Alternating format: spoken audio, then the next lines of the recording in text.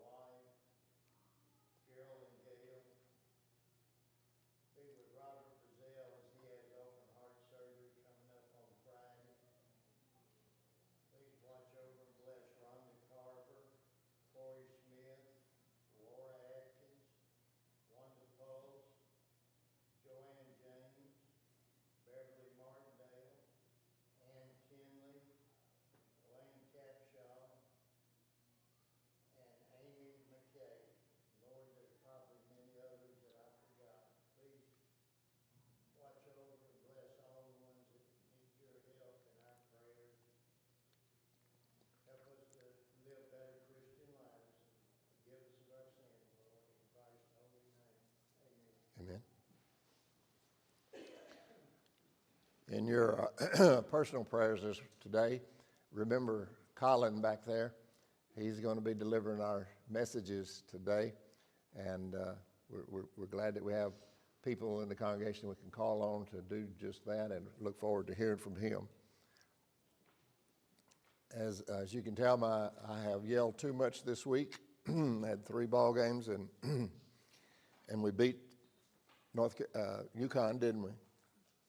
And I yelled a little bit on that one too. But anyway, we'll make it. Where did we leave Joseph last week?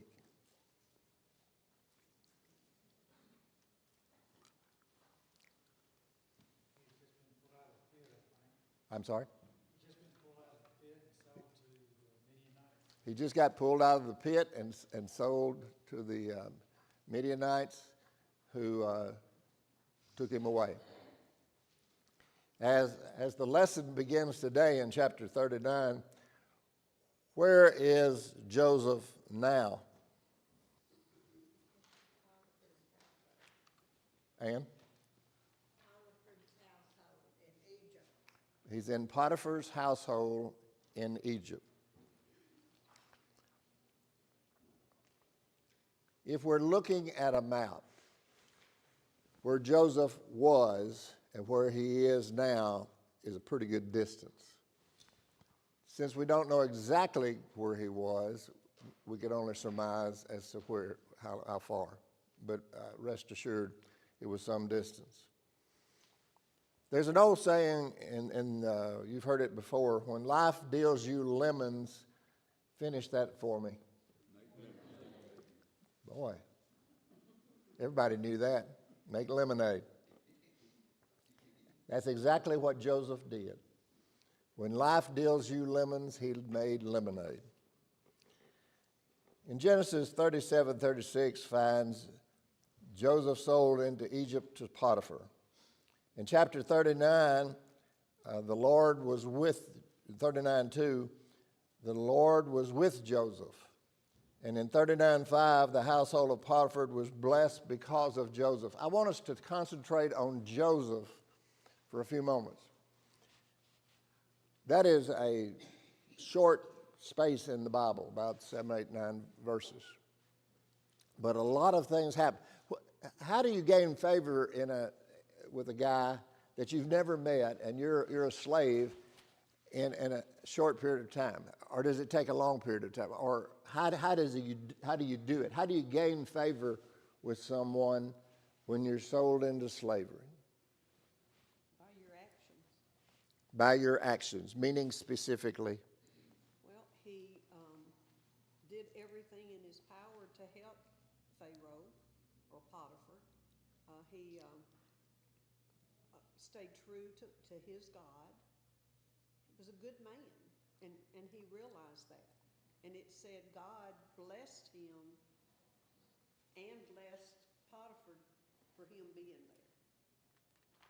All right, Patricia said he was a good man. He did what he could to help Potiphar.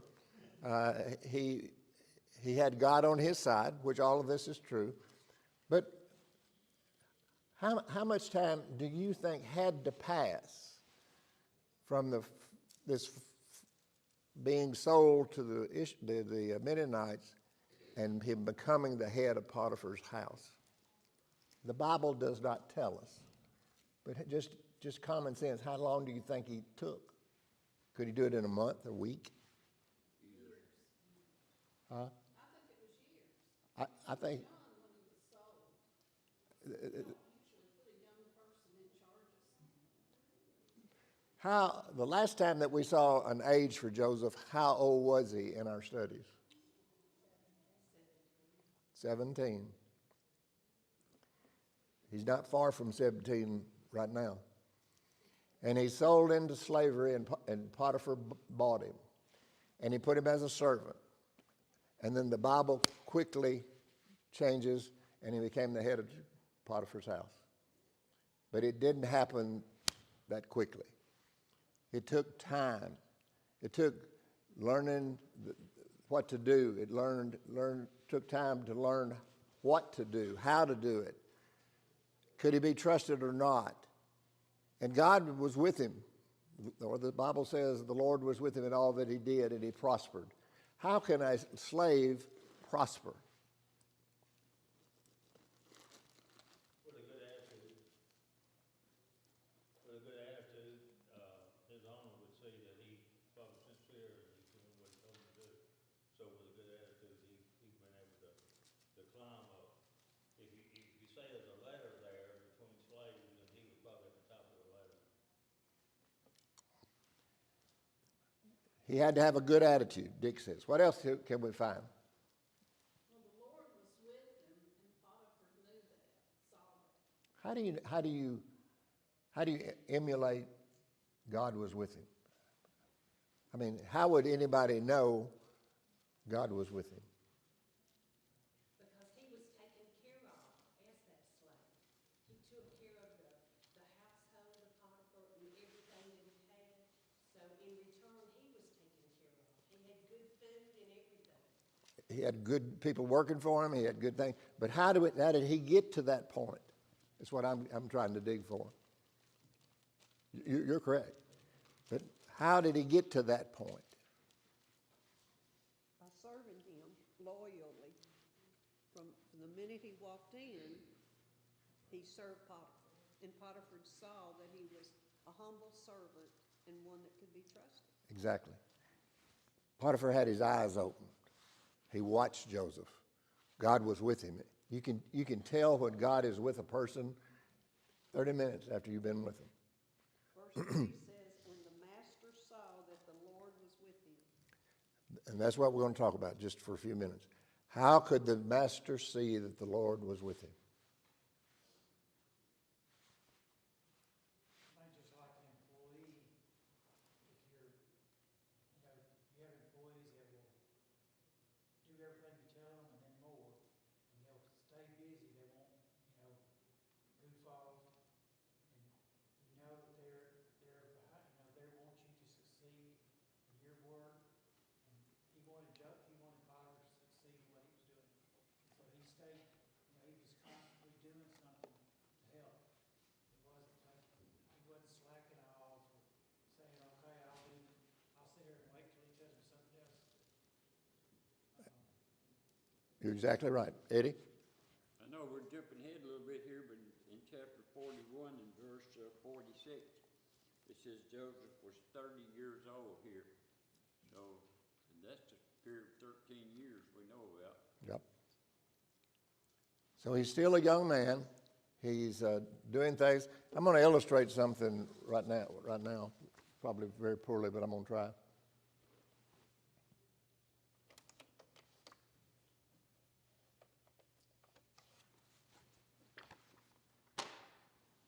Tell me to pick up on them.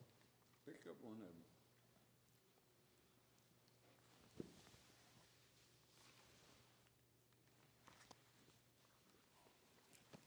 Why didn't you pick up on that? You didn't tell me to. You just told me to pick up one. Why didn't you pick up on that? That is what I just illustrated was what young people. I shouldn't say that. What people do. They do the least amount of work they can do, but they do exactly what you said. If Eddie had said pick it all up, I would have picked it all up. He said, but pick one of them up. Joseph probably exhilarated or made evident that he would pick up both when he was told to do something. And by doing that, he gained favor. This used to be easier. He would gain favor with Potiphar because he would do what he had to do, but probably did more than he had to do. At any rate, he gained favor in Potiphar's house. And in that one verse, and God was with him. And Potiphar knew that God was with him. When you're around someone today, Ronnie, can you tell pretty quick if they're a Christian or not? As I said a moment ago, 30 minutes after I've been with a stranger, if I have a good, intense conversation, I believe I can tell you. Yeah. I believe I can. I'll probably mess up, but I think I can. And most of us can as well. You know when God is with you. I listened to a song on the radio this morning which I don't remember all the words, but it said, I read the good book. I knew what I should do, but I didn't do it. I read the good book, told me what to do, and I didn't follow it.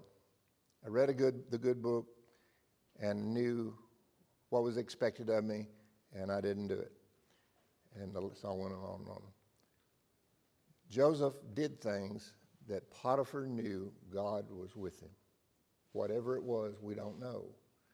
But I think you have hit on things that probably did. He probably did more than he had to do. He was young and energetic, and God was on his side, and maybe he worshiped his God, and it was visible to Potiphar. He didn't talk ugly. He did more than he had to do. He gained favor with Potiphar. Potiphar put him in charge of his whole house. In Colossians 3:22 through 25, the Bible tells us if to do anything, we do it with all our heart. And what does that encompass, doing it with all our heart? Give it all we got. I'm sorry? Give it all we got. Give it all we got. And if we're trying to make lemonade out of lemons, is it always easy to give it all you got? No. Sometimes Satan puts so many obstacles in front of us, we just give up. We give in. And we should never do that. We should fight always to do what's right. I want you to describe to me Joseph as found in 39:6. The Bible says what about him?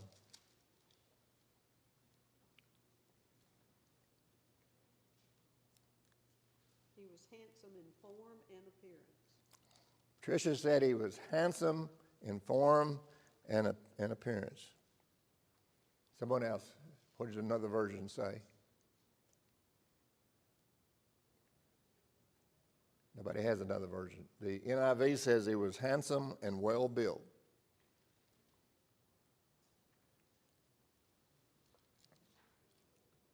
If a man is flirting with a woman,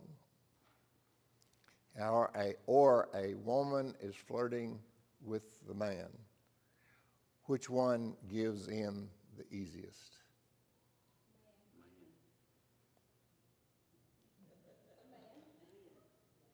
Always. Janita agrees with you. Elizabeth agrees with you. Joyce agrees with you. Paul agrees with you. None of the men do, though, do they?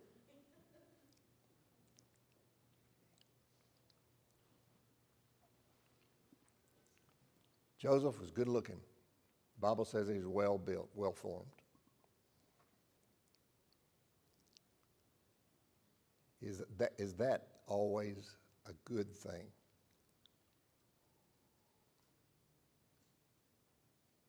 It's what's in the heart that counts, not the outside appearance. I agree. But is being handsome and well built always a good thing?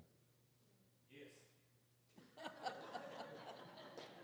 Who said that? BT, I agree with you. But also, what does it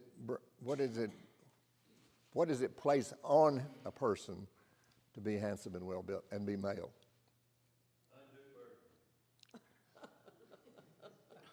I don't know I'd use the word undo, but if that's what you think, it puts added pressure. Can I say that?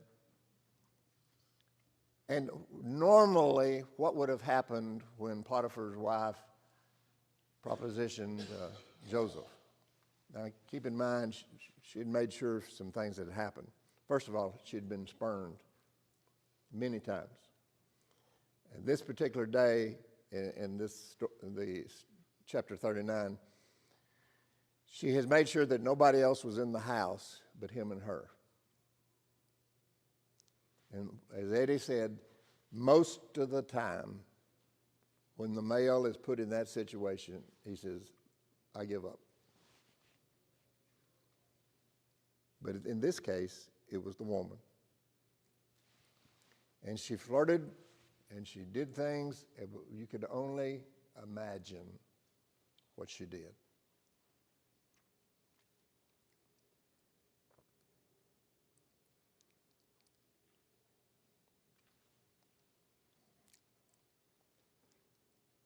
When she put him in that situation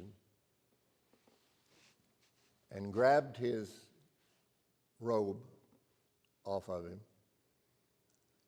I don't know what Jewish people wore under their robe. I really don't. I have no idea. But he was either in his boxers, his briefs, or he's naked, one of the three. And he ran out of the house. And if the story had ended right here, what would we all be saying?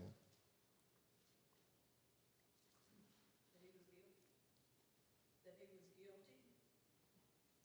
Possibly. He ran out of the house naked or in his underwear.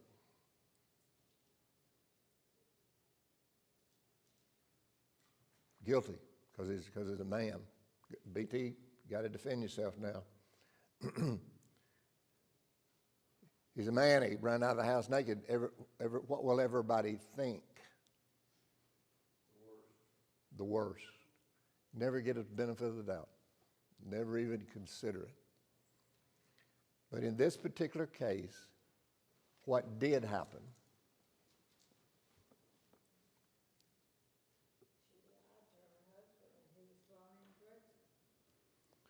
The wife did not live in having her affection rejected.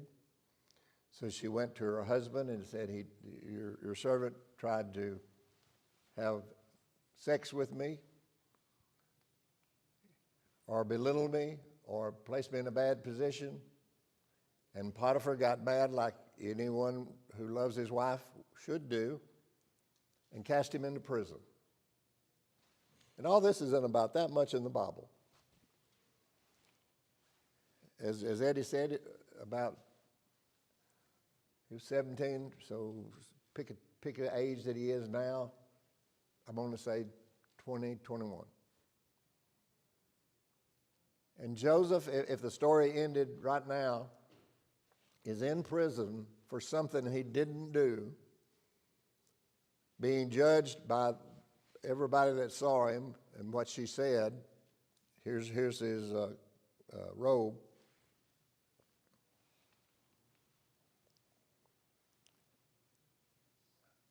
And Joseph got mad and started cursing, or what did Joseph do?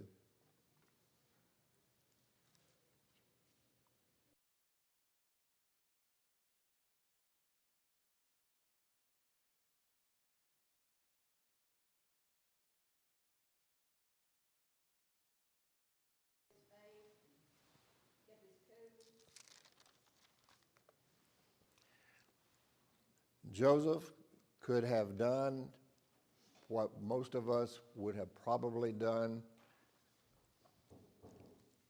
but he didn't. You know, Satan is, as Joyce told us 5 or 6 years ago, is sitting on your left shoulder. Isn't that right, Joyce? Left shoulder. Pardon. Okay, either shoulder. And he's just waiting to catch you in a situation or put you in a situation or accuse you of a situation all the time. And if you don't think that's true, then do it and find out. And how many years will it take you to ever undo that short period of time thing? It goes with you the rest of your life. You're stuck with it the rest of your life. But Joseph, here again, the Bible in a very short period of time, It said, some time later, when Joseph was in the prison, Pharaoh's cupbearer and baker were cast into prison with him. Now let's talk about the significance of a cupbearer and a baker. What was the role of the cupbearer to a king in this period of time? See if the liquid in the cup was poisoned. It was the role of the cupbearer before the person in authority took a sip of anything to taste the product in the cup to make sure that it wasn't a poison or something detrimental to him. And somehow this cupbearer had ticked off Pharaoh and he got cast into prison. Then he had a baker who baked bread and other things for him. And what was his role? Same thing. He was a trusted individual who only did and cooked and whatever the king or the emperor or whatever might be wanted, and he cooked it well. And they trusted him not to do anything else. And somehow this guy ticked Pharaoh off as well. Now all the time this is going on, where's Joseph? Jack? He's in prison too. Now, the cupbearer and the baker may have been in prison because they needed to be. We don't know. We just assume. But we know Joseph was in prison unjustly. He wasn't supposed to be there. When life gives you lemons, do it again. Joseph made lemonade. He's in prison. He's in charge of everything that everybody has. And the cupbearer and the baker have dreams. And Joseph tells them, I can't interpret the dream, but my God can. And so he interprets the dreams, and the dream that the cupbearer had told him what?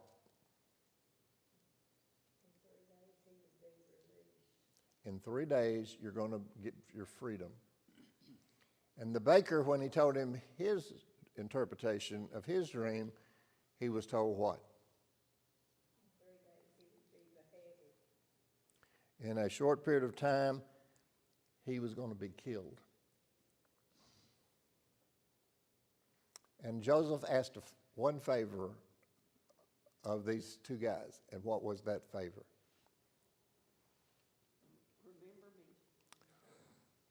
Remember me. When you get out of prison, would you remember me to Pharaoh, that I interpreted these dreams and it came to pass, and I didn't do what she said I did, and get my freedom.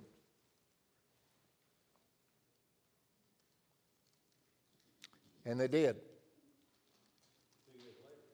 Pardon? 2 years later, he was released. And they did 2 years later. Wasn't very appreciative, was he?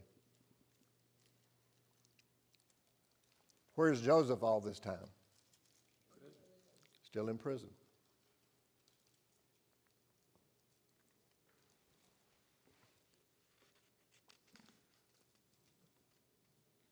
We're told in 2 Timothy 3, 1 through 5, and in James 4 and 7, resist the devil and he will flee from you. Joseph did resist the devil. Why didn't he get out as quickly as the cupbearer got out and the baker was killed? Why did Joseph have to stay 2 more years? There wasn't a need for him. What have we talked about many times in this class? Our time versus God's time. Maybe he wasn't mature enough. Maybe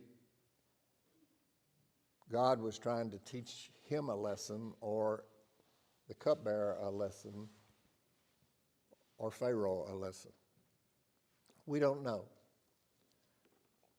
But 2 years later, Pharaoh has a dream.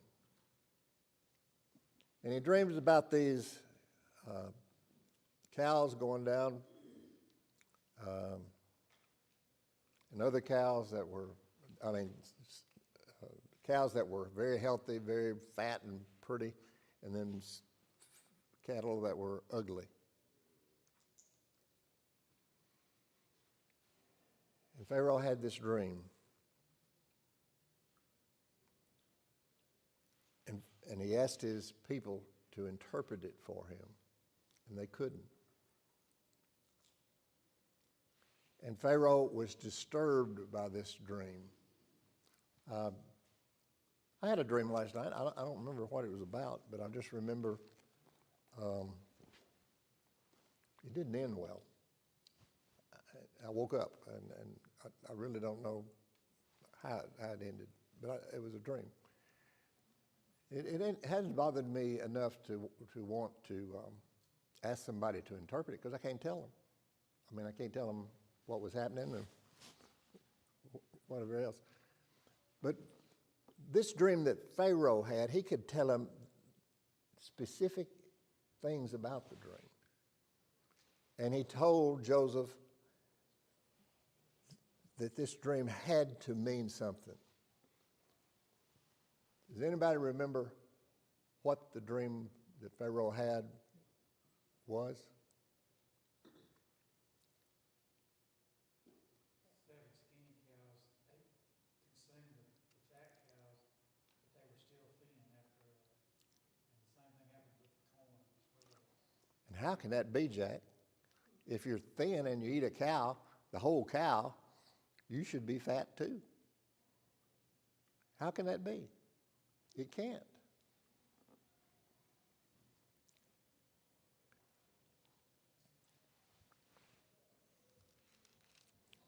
The Bible in 41:33 says, Now Pharaoh looked for a discerning and wise man and put him in charge of the land of Egypt. What was the interpretation of the dream? There would be 7 years of plenty, and then there would be 7 years of famine. The dream was, you're going to have 7 good years, and then you're going to have 7 bad years. Why the number 7? I have no earthly idea. Could have been, it was the number that the Bible uses quite often to mean good things. 7 good years I can understand, but the 7 bad years, then I don't know why. But now, he's interpreted the dream. Pharaoh has thought a moment, and then he said, and now look for a discerning and wise man in charge of Egypt. What is that saying about Pharaoh himself? He's thinking ahead, when he finds out about what was going to happen. He's thinking ahead and thinking what he can do to prepare his people. Why didn't he do it himself? No, he's too busy. He's Pharaoh. You know, the king is always judged by how he delegates. And Pharaoh was wise enough to know that he needed to delegate, and he was looking for a wise man. And who did he choose? Joseph. And Joseph said, we're going to have 7 good years. I want you to store up as much food as you can, because from 7 years from now, in that 8th year, it's going to be a bad crop year, and it's going to continue for 7 more years. You're going to run out of food. And that's exactly what happened. And since this happened, people from other places came to Egypt for food. So evidently, this famine covered more than Egypt. Must have covered a large part of the world. And word got out that, hey, they've got food in Egypt. And this guy is delegating it out and prorating it. And go back to what Eddie said a while ago. At the end of the 7 years of good and the end of 7 years of famine, how old would Joseph have been?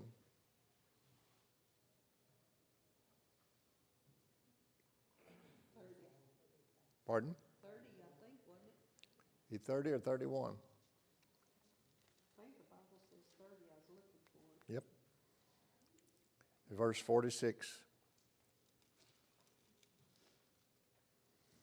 So is this 30 when the famine, when the good times started, or is this 30 when the famine had ended?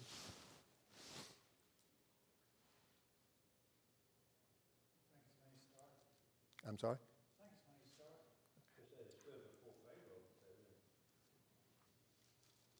Verse 46 says, Joseph was 30 years old when he entered the service of Pharaoh, king of Egypt, and Joseph went out from Pharaoh's presence and traveled throughout Egypt.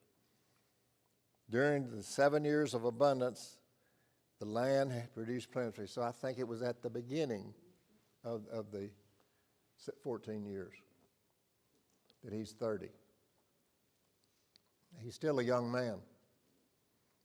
And he's in charge of feeding all the Egyptian people and anybody that comes to him. Now, just jumping ahead, how do we know this is important? That he be the one put in the place to dispense the food. What is going to happen that we know, since we read the Bible and thought ahead, what is going to happen that Joseph has got to be in that position at that time? Take care of his family. Save his people. What, Joe?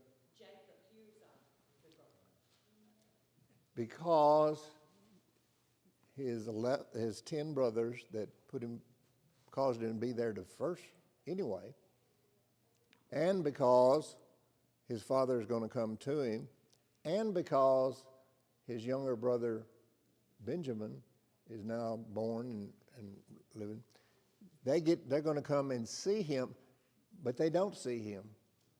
Joseph has to tell them who he is. So this says to us that they didn't even recognize their own brother. Number one, they didn't expect him to be there. They thought he was dead. And number two, the brother didn't let on like anything, like he was family in any way, shape, form, or fashion. And so Joseph has put himself God has put Joseph in the right place at the right time for the right reason.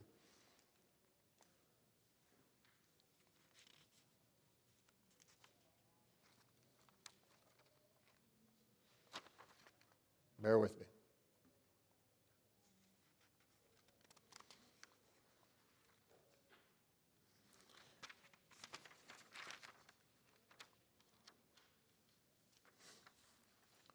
Pharaoh was, in his wisdom, put Joseph in charge. What did he also give Joseph at the time that he put him in charge? Gave him a ring. I'm sorry? He gave him a ring.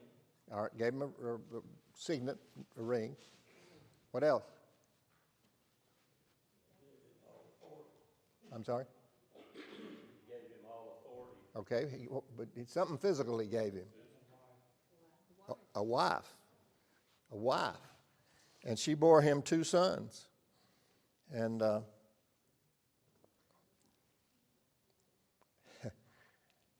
this just shows us how unimportant the female was in these times. The king gave him another man's daughter to be his wife. Not his own daughter, but another man's daughter to be his wife.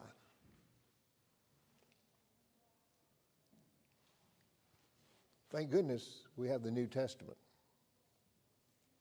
And the women are equal to us now. And things get better instead of worse. Because I cannot imagine somebody giving my daughter away when I didn't even ask him to, or I had no idea and anything else to relate to. But he did. Pharaoh gave him that woman. And she must have been very good, because the Bible doesn't state that he got rid of her or divorced her at any time. It appears that she's still his wife years later. He was a good man. He treated her right. Right.